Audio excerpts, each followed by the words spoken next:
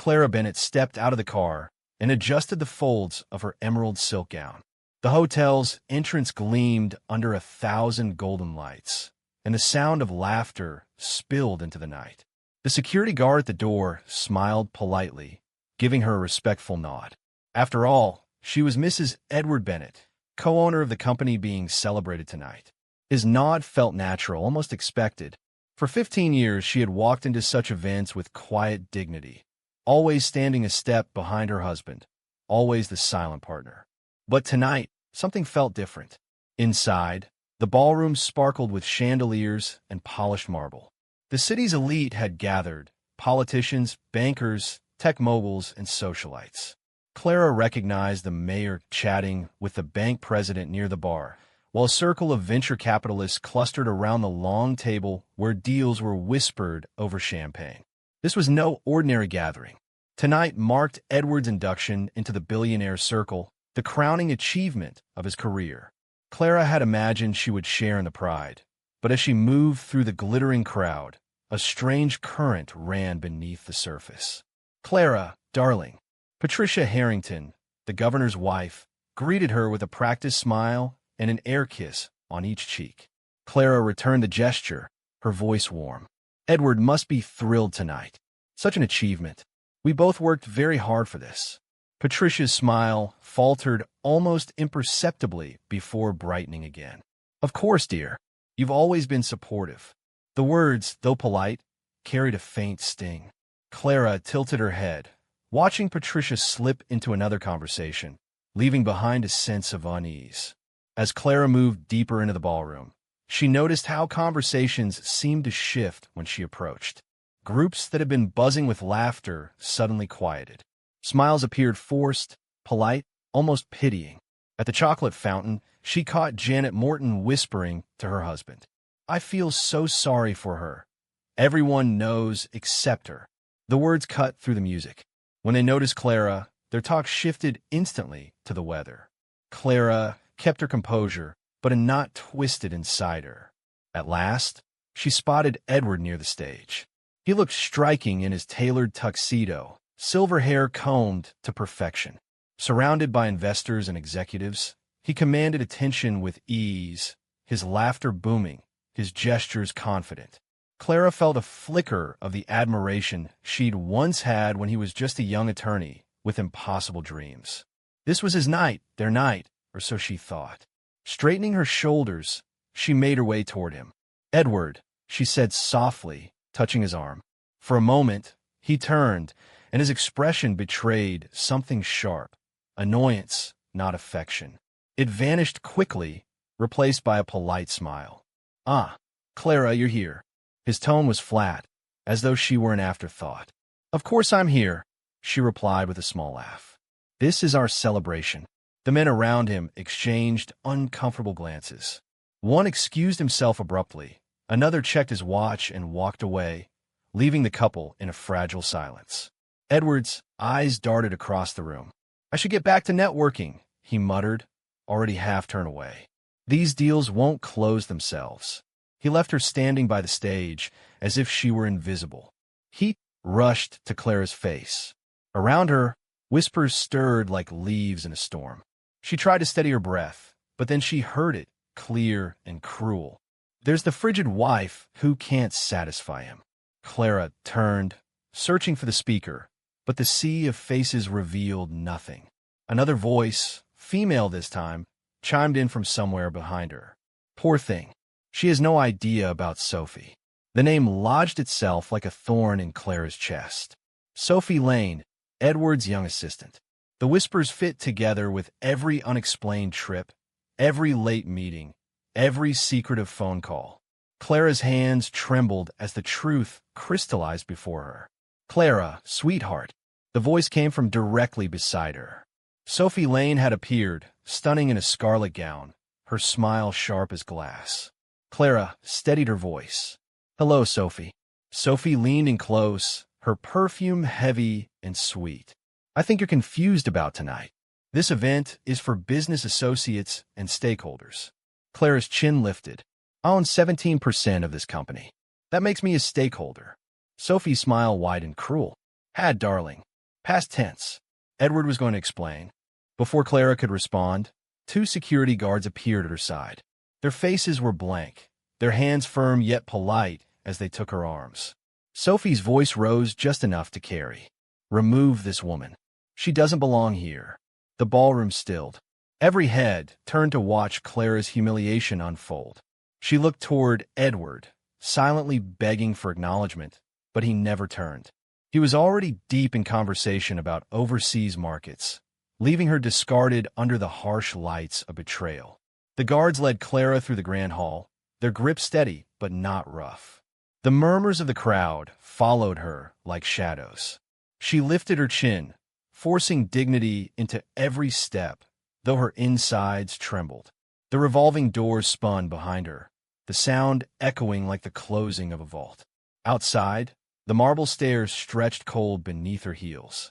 It felt as though she was leaving a funeral, her own. The valet who had greeted her so warmly earlier now avoided her gaze, suddenly busy with his clipboard.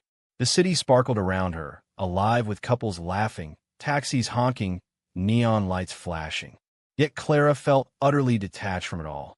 She reached into her clutch and touched a velvet box she had carried all evening. Inside was a platinum bracelet, engraved with the coordinates of the Malibu beach where Edward had proposed 23 years earlier. It had been meant as a surprise gift for him tonight. The bitter irony tightened her throat. She stepped aside, opening the box under the street lamp. The delicate bracelet gleamed, mocking the memory of promises long broken. A voice interrupted her thoughts. "Ma'am, are you all right?" A young waitress in a wrinkled uniform had stepped outside for a cigarette break. Clara managed a smile that felt like shattering glass. "Just getting some air," she replied. The waitress nodded, concern flickering in her eyes, but said nothing more. Clara walked toward the parking garage, her steps steadier with each echo on the concrete. Her Tesla sat under the fluorescent lights, immaculate as always. She slid into the driver's seat, but didn't start the engine.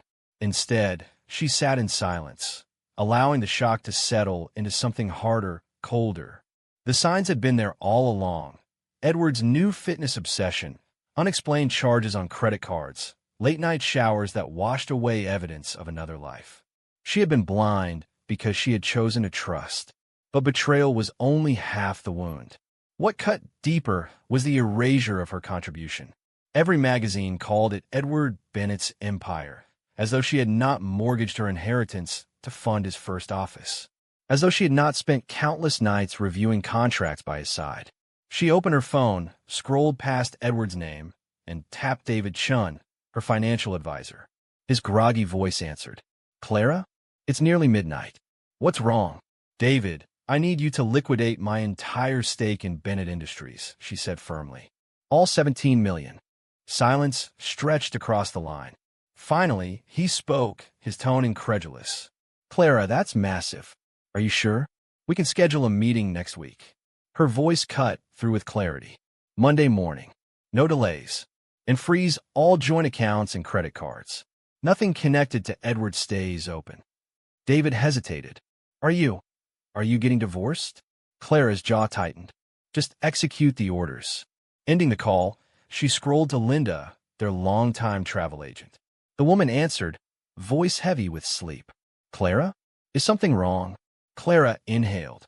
"Cancel our anniversary trip to Tuscany. Everything. The villa, the flights, the reservations." Linda gasped softly. "But that was meant to be a special celebration for you and Edward." Clara's tone turned steely. "Change of plans. Send me the paperwork in the morning." Her phone buzzed with a new text. "Mrs. Bennett, this is Jake from hotel security. You left a gift box on the steps. Should I bring it to your car?" Clara looked at the empty space in her hand. The bracelet. Her throat tightened. She typed back quickly. "Keep it or throw it away." "I don't care." But she did care, and that was the cruelest part.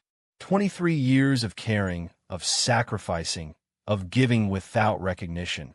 She had built her own cage. And Sophie had just handed her the key. Her phone lit up again, Edward's name flashing across the screen. The picture showed him smiling last Christmas, a moment that now felt like a stranger's memory. The call rang out. Then again. By the fourth call, Clara finally started the engine and pulled out of the garage. The city blurred past, neon signs and office towers glowing against the night sky. Edward could explain her absence to Sophie. Let him wonder where his wife had gone. The drive took her through the financial district where it had all begun. She passed the old building where Edward's first office had been, now converted into a cafe. She remembered his excited call years ago. "Clara, we're going to change everything. You and me will build something incredible." And they had built something incredible. But along the way, we had quietly become he, until Clara's presence had been erased.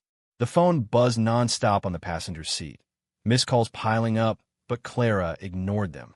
She had a plan forming. By the time Clara pulled into the circular driveway of their estate, the missed call counter had reached 37.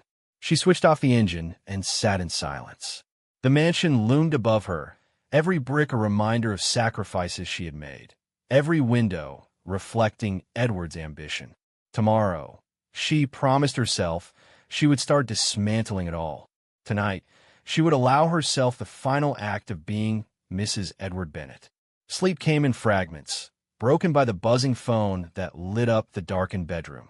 At dawn, Clara rose as she always had, though the emptiness of the bed felt permanent now, not temporary. The house was quiet except for the hum of the coffee grinder.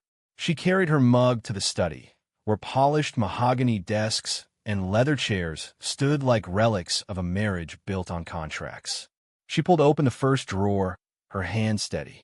Inside lay the incorporation papers of Bennett Industries from 1998.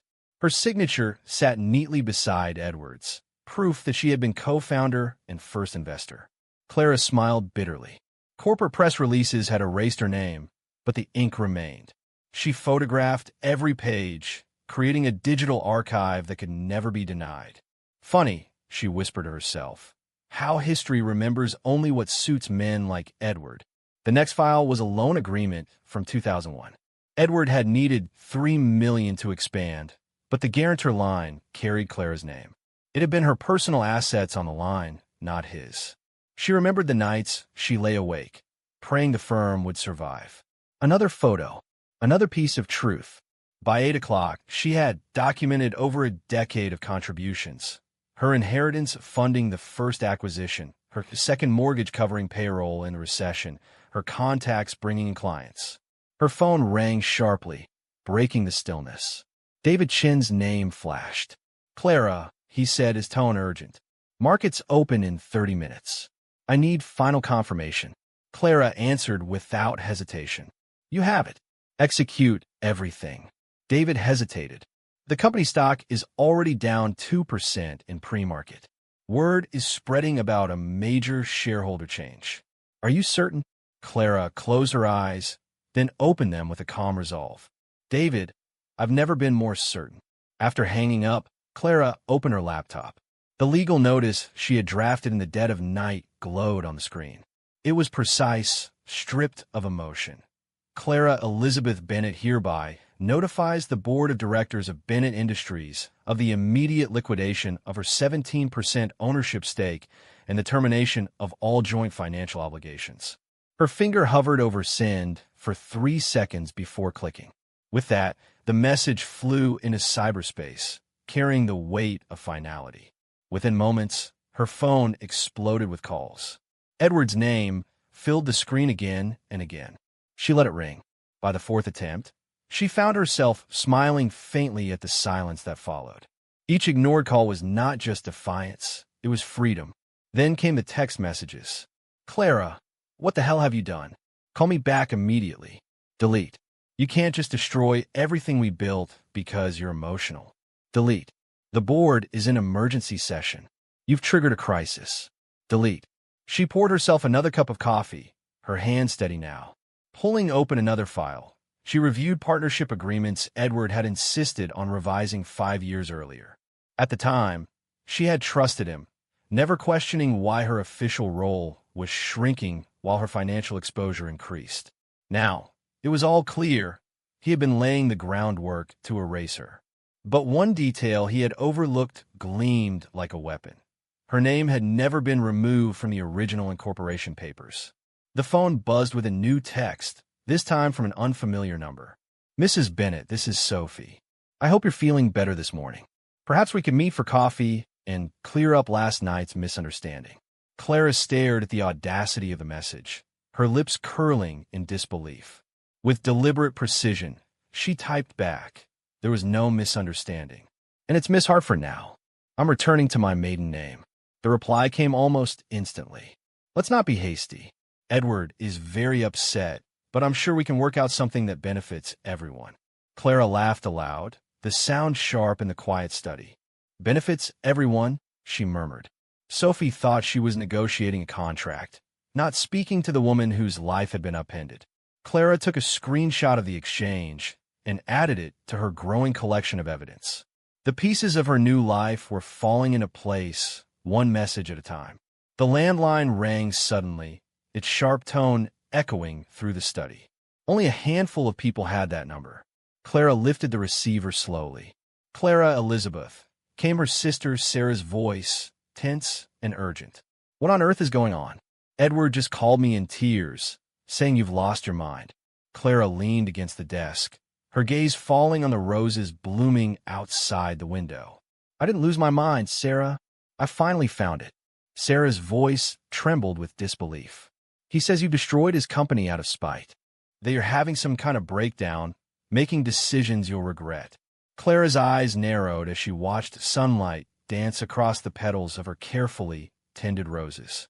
"Did he also tell you that I've contributed over $20 million to his success? That I signed as guarantor on his loans? That I mortgaged my inheritance for him? No, of course not. He'd rather you think I'm hysterical." "Well, marriages are about sacrifice, Clara," Sarah tried weakly. Clara's voice sharpened. "Did he tell you about Sophie Lane? About the affair that half the city has been whispering about? About how she humiliated me in front of 200 people last night while he stood there and said nothing?" Silence crackled across the line. Finally, Sarah whispered, "No, I didn't know." Clara's tone softened, but only slightly. "This isn't a breakdown, Sarah. It's a breakthrough, and I won't apologize for it." After ending the call, Clara returned to her desk. The house seemed unusually peaceful now, as though it approved of her newfound resolve. She opened a fresh document and began drafting a summary of her contributions to Bennett Industries. The capital injections, the contract she had negotiated, the client introductions only she could have made. Line after line told a truth that Edward had spent years trying to bury. The truth was now hers to release when the time was right. Her phone buzzed again, 40 missed calls now, then 50. The sheer desperation of Edward's persistence amused her. She ignored them all, instead focusing on the files stacked high around her. She felt less like a discarded wife and more like a general preparing for battle. Each paper was a weapon, each contract a shield. For the first time in years, she felt powerful in her own home. By late morning, she stepped into the kitchen for another cup of coffee. The smell of roasted beans filled the air as the sun streamed across the marble countertops. She realized how silent the house was without Edward's booming voice filling it. It wasn't oppressive anymore. It was liberating. She carried her mug back to the study, whispering to herself, "Let him call. Let him scream. He can't unwrite history." Another call came through, this time from the family lawyer, Mark Ellison. Clara answered. "Clara, I just got off the phone with Edward," Mark said nervously. "He's in a panic. He claims you've made rash financial moves that could devastate the company. I wanted to hear your side before I intervene." Clara's voice was calm. "Rash? No. Strategic? Absolutely. I protected myself, Mark, and I've got the documents to prove my role in every stage of this company's growth." "Edward insists you're acting emotionally," Mark pressed. Clara laughed bitterly. "Emotionally? Mark, if I were acting emotionally, I'd be standing outside with a baseball bat, not filing legal notices at dawn. Everything I've done is within my rights as co-founder. Edward simply underestimated me." The lawyer hesitated, then cleared his throat. "I see. In that case, would you like me to represent your interests independently?" Clara's lips curved into the faintest smile. "Yes, Mark. From this moment, I'm your only client in this matter." After the call, Clara felt the shift settle into her bones. She was no longer reacting. She was acting. She returned to the window where her roses bloomed, their petals radiant against the morning light. For years she had cared for them, while Edward barely noticed. Funny, she murmured, the things that thrive when you give them attention. The garden felt like a mirror, proof that nurturing had power, even if recognition never came. Her phone buzzed once more. This time, a voicemail from Edward played automatically. His voice was frantic, raw. "Clara, please. You don't understand what you're doing. You're destroying everything we built. Just call me back, we'll fix this." Clara deleted it without hesitation. Fixing was no longer her responsibility. Edward had made his choices, and now she was making hers. And unlike him, she wasn't afraid to live with the consequences. By midday, Clara had arranged every folder neatly on the desk. Contracts, loan guarantees, correspondence, all of it documented with photographs and organized into digital files. She wasn't just protecting herself anymore. She was building a story, one that Edward couldn't rewrite or silence. She leaned back in her chair, sipping the last of her coffee, and whispered, "This isn't just my defense. It's my truth." A knock sounded at the door. Startled, Clara rose and peered through the side window. Edward stood outside, his usually composed figure disheveled. His tie hung loose, and his hair looked unkempt, as though he'd been pulling at it. He pounded once more. "Clara, open the door. We need to talk." For a moment, her heart tightened. The man she had once loved looked almost desperate. But then she remembered Sophie's smirk, the whispers, the betrayal. She stayed silent. "Clara," his voice cracked. "You can't just walk away like this. We're partners." The words stung her ears. Partners. He had forgotten that long ago. She stepped back from the door, resisting the urge to shout through the wood. Instead, she let him stand in the heat of the afternoon, pleading to a woman who no longer existed.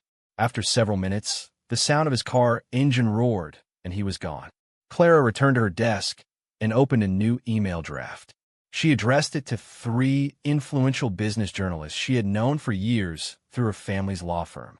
The subject line was simple: the untold story of Bennett Industries. She attached a zip folder of documents, proof of her role as co-founder, evidence of her financial sacrifices, and a timeline of contributions that the public had never heard. Her fingers hovered, then pressed send. Almost instantly, one journalist replied, "Clara, this is extraordinary. Are you willing to go on record?" Clara typed back, her hand steady, "Yes." It's time the truth was known. She knew Edward would see it as betrayal. But to Clara, it wasn't betrayal, it was justice. For years, her silence had been his strongest weapon. Now, her voice would be hers. The next call came not from Edward, but from Sophie. Her tone was sharp, brittle beneath a thin layer of politeness. "Miss Hartford, this is Sophie. I think we should meet. There's no need to drag this into the press. Surely we can settle things quietly, woman to woman." Clara's laughter rang through the empty study, bright and cutting. "You mistake me for someone interested in your deals, Sophie. I don't meet mistresses. I dismantle them." The silence on the line was delicious. Finally, Sophie hissed, "You'll regret this. Edward will never forgive." Clara ended the call before she could finish. Forgiveness was irrelevant now. She had no use for it, and even less use for Sophie's threats. The phone buzzed again almost instantly, but Clara switched it off completely. She preferred the quiet hum of the house to the constant intrusion of voices trying to control her. By afternoon, her story was already spreading. A financial news alert pinged her laptop. "Major shakeup at Bennett Industries. Co-founder liquidates stake." Within minutes, social media lit up with speculation. Some posts expressed shock, others sympathy. A few even praised her courage. Clara watched the headlines roll in, her lips curving into a faint smile. The narrative was no longer Edward alone. She stepped into the garden, the sun warm on her shoulders. The roses swayed gently in the breeze, their blooms lush and unapologetic. Clara knelt to touch one, careful of the thorns. "Beautiful and dangerous," she murmured, almost to herself. The metaphor comforted her. For too long, she had been the bloom without the thorn, admired but defenseless. That version of Clara was gone. As twilight settled, Clara poured herself a glass of wine and settled onto the patio. The house glowed behind her, quiet and serene, while the city buzzed with Edward's panic. She took a slow sip, savoring the taste of freedom. Tomorrow would bring more battles, legal, financial, personal. But tonight, she allowed herself the smallest luxury, peace. The first she had felt in years. The next morning, Clara woke earlier than usual, her mind clear, her body lighter. She brewed her coffee, then opened the newspaper delivered to her gate. The front page headline made her pause. Behind Bennett Industries, the hidden co-founder. Her name was there in bold, her contributions laid out for the world to see. For the first time in decades, she was not just Edward's wife. She was Clara Hartford, builder, investor, partner, survivor. Her phone rang again. It was Sarah. "Clara, you're on the front page," her sister exclaimed. "I can't believe it. I didn't know the half of it. I'm sorry for doubting you yesterday." Clara's lips curved into a soft smile. "You don't need to be sorry. Now you know, and so does everyone else." For once, Sarah had no argument, only quiet admiration. By mid-morning, Clara's lawyer, Mark, called with updates. The board is in chaos. Investors are demanding answers.